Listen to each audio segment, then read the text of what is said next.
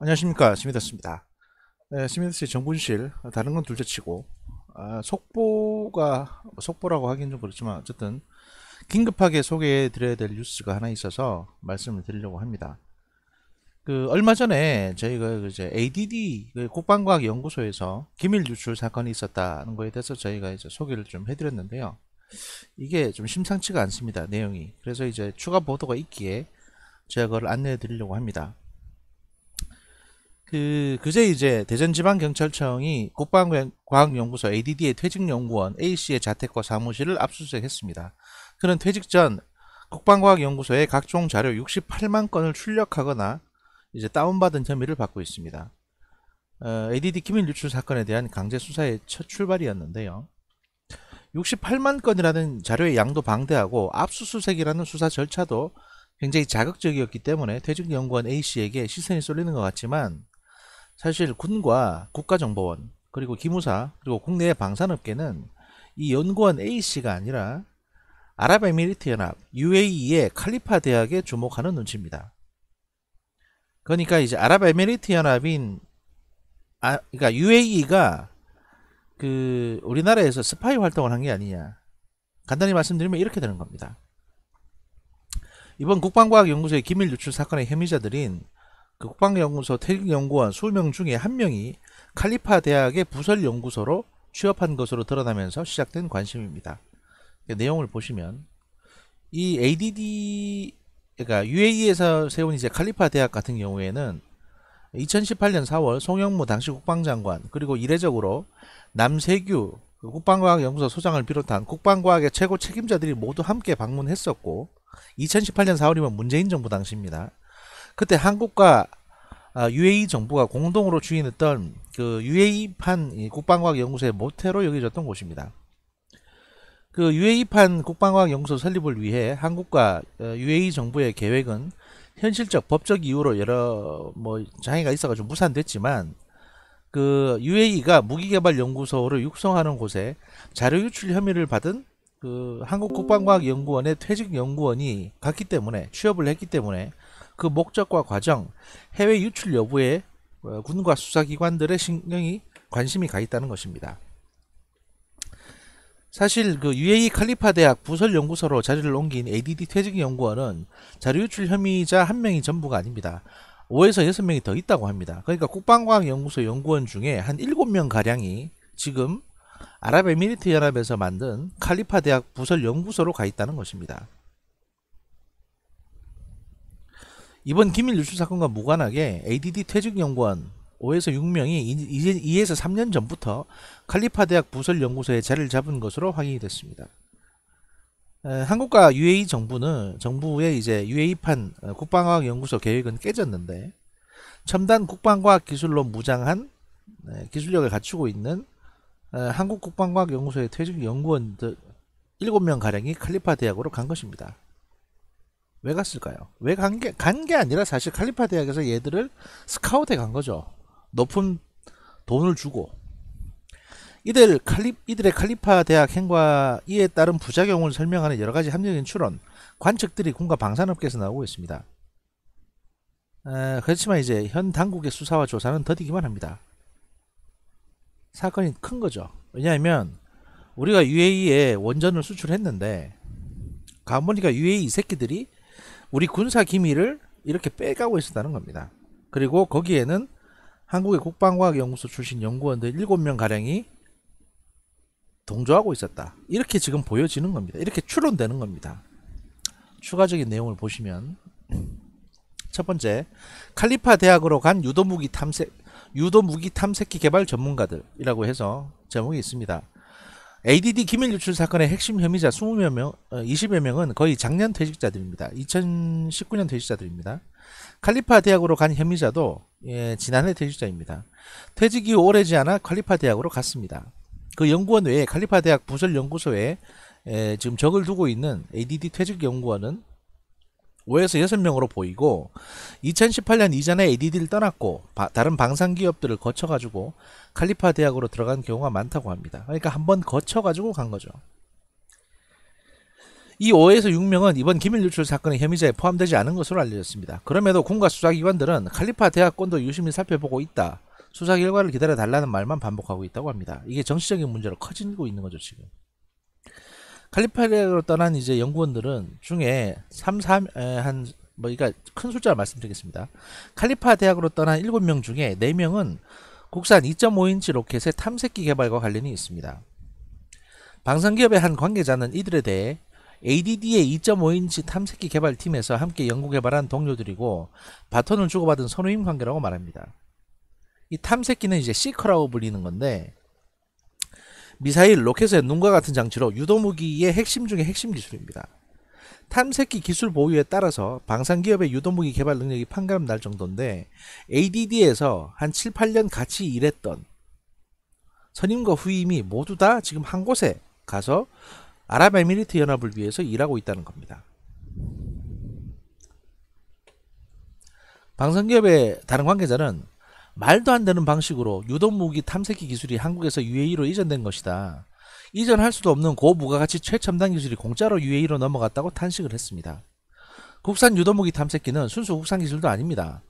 연구 개발자들이 칼리파 대학으로 갔다는 사실 하나만으로도 원천 기술 보유국의 항의와 제재를 초래할 수 있습니다. 이 원천 기술 보유국이 누구겠습니까? 당연히 미국입니다. 여기서 말하는 2.5인치 로켓이라고 하는 게 제가 보니까 잠시만요.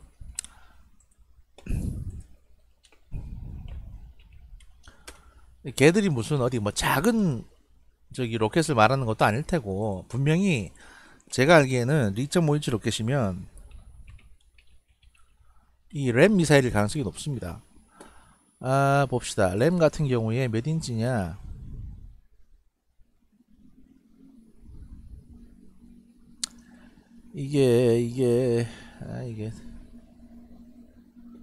나 나무 위키를 봐야겠네. 램 미사일로 들어가면 직경 13이니까 6, 12 날개 포함 43 램 이게 지금 잠시만요. 2.5인치 로켓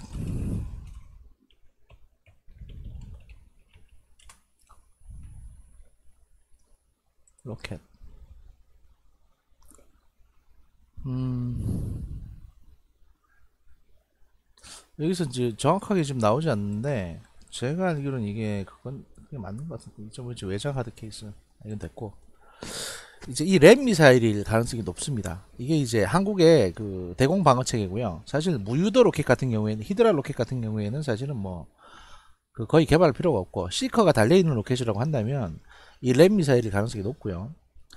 이거는 이제 이 함대 방공이나 또는 이제 지상에서 주요 시설에 대한 방공 무기 체계로 이제 활용이 됩니다. 주로 이지스함에 탑재가 되고 그 다음에 이제 팔랑스라고 하는 이제 그러니까 이제 20mm 발칸포 유도 체계보다 훨씬 더 이제 뭐랄까요 좀 선진적이고 장거리가 타격할 수 있는 체계인데 이 미사일 발사 영상을 보시면요.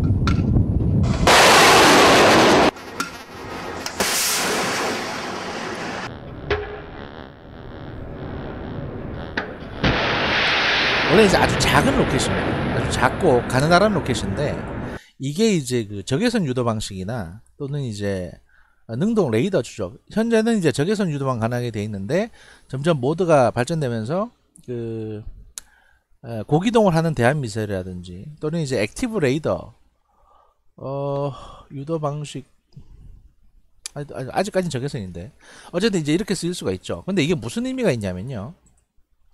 이런 이제 이 로켓의 탐색기 시커 기술이 적외선 유도 시커 기술이 무슨 의미가 있냐면 단순히 여기 램 미사일 뿐만이 아니고 이제 공대공 미사일 그러니까 자체적으로 개발해서 장치 설치할 수 있는 전투기에서 전투기를 쏘는 소형 공대공 미사일의 시커 기술로도 쓸 수가 있거든요.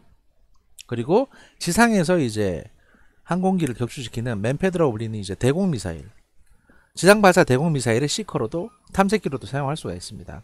이 적외선 유도 장치 기술인데 이게 최첨단 기술입니다. 소위 말해서 지금 램이나 또는 지금의 이제 공대공 무기에 사용되는 기술은 그리고 이게 왜 중요한 핵심 기술이냐면 우리가 이 기술을 독자적으로 개발해가지고 이걸 갖다 물론 이제 원천 기술은 미국제입니다.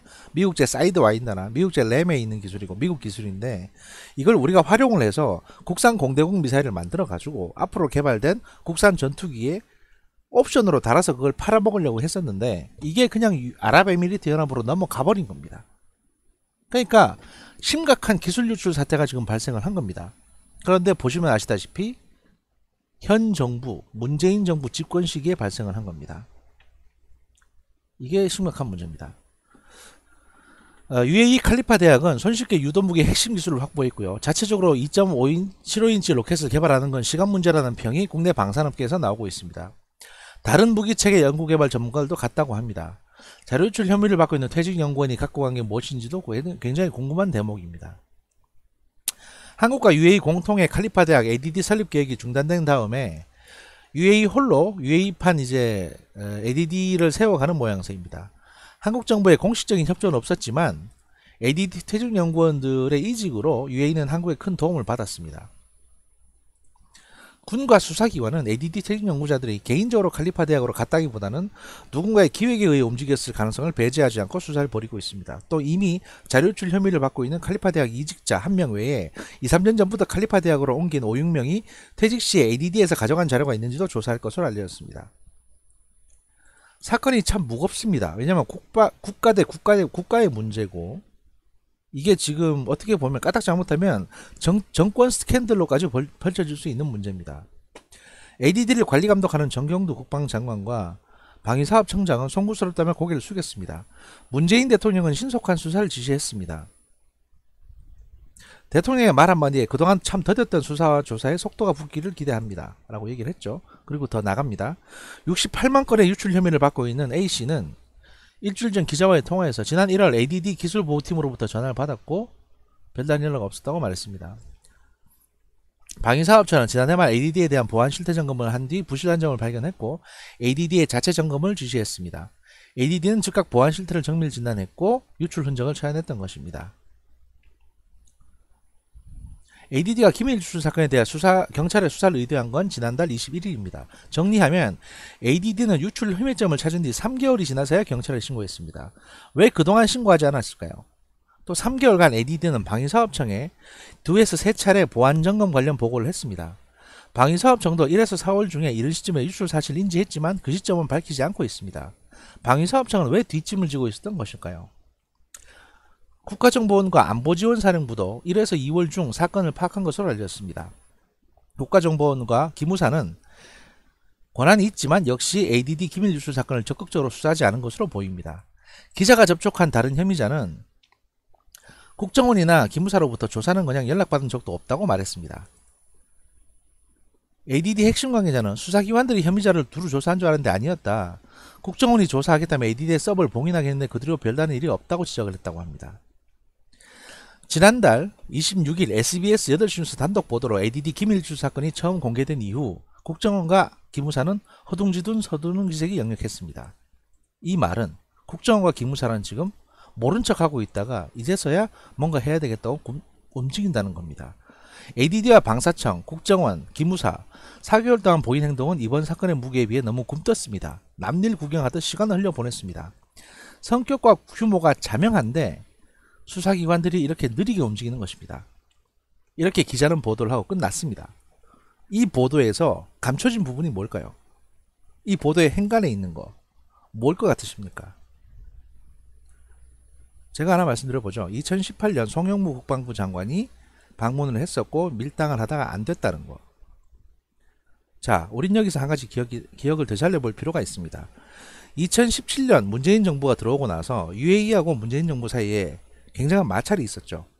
그래서 임종석이 건너가고 송영무가 건너가고 그때 이명박 정부하고 무슨 군사를 합의를 했냐 안 했냐 이런 얘기가 나돌았습니다. 그때 감춰졌던 군사적 합의 내용이 뭘까요? 제가 과거에 이제 거장판에서 한번 다루려고 했던 바로 UAE 문제, 그게 이 문제입니다. 뭐냐 하면 그때 공개된 바는 뭐냐, 뭐 UAE가 공격을 받게 되면 우리가 이제 UAE 쪽에 대신해서 공격을 해준다, 참전을 해준다 하는 UAE하고 군사 안보 협력, 안보 동맹 이런 거였다고 이제 정부에서는 얘기를 했습니다. 공식적으로 얘기한 바는 없지만 슬쩍 그렇게 흘렸습니다. 그런데 실제로는 이거였던 겁니다. UAE가 한국에서 독자적으로 개발한 군사기술을 UAE가 넘겨받아서 UAE가 한국의 이제 국방과학연구소처럼 UAE도 방위사업연구소를 만든다. 이거 만드는데 도와준다고 한국이 합의했는데 왜 안 도와주냐. 이걸로 항의를 했던 거고요. 한국 쪽에서는 고민하고 고민해 봤는데 이건 도저히 안 될 것 같아서 접었던 겁니다. 접었는데 공식적으로는 안 될 것 같아서 접었습니다. 접었는데 그 다음 무슨 일이 생겼을까요? 국정원과 기무사는 알고 있다고 했죠. 이미 알고 있었는데 꿈떴다고 했죠. 이게 뭘까요? 임종석 씨가 대답을 알고 있을 겁니다. 임종석이 UAE에 넘어가서 왔다 갔다 했던 일이 바로 이거죠. 그러니 청와대도 사실 여기에 연루가 되어 있는 겁니다. 청와대, 그리고 임종석, 그리고 국정원, 그리고 기무사, 얘들이 모두 얽혀서 공식적으로는 군사기술을 주기 힘드니까 그러면 우리가 연구원들을 퇴직시켜가지고 그쪽으로 보내주겠다. 그럼 뭐 니들이 알아서 받아서 개발을 하든지 이렇게 된 게 아닐까요? 이건 말이죠. 국가적인 반역행위입니다. 왜냐하면 공식적으로 되지 않는 모든 행위는 정권 차원에서 그냥 위기 모면하려고 하는 행위는요. 공개되면 이건 반역행위입니다.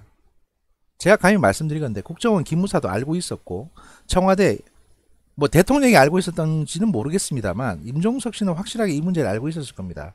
그래서 나중에 국정원 기무사가 이거를 인지를 하고 야 이거 어떡하냐 덮어야 되냐 말아야 되냐 이랬던지 이게 임종석이 혼자서 한 짓인지 아니면 청와대와 임종석 국정원 기무사가 모두 작당을 해서 한 일인지 모르겠지만 국가의 군사기밀이 UAE로 넘어갔습니다.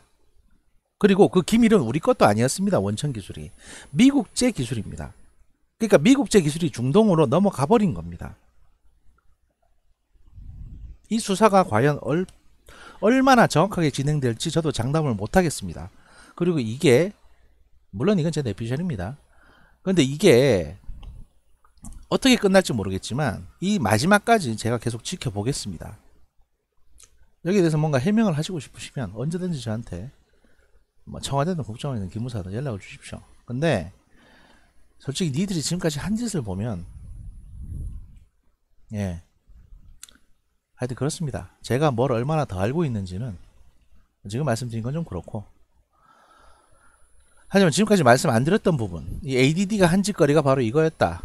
그리고 ADD와 국방부 장관, 청와대, 임종석, 국정원, 기무사 니들은 분명히 알고 있었던 것 같다.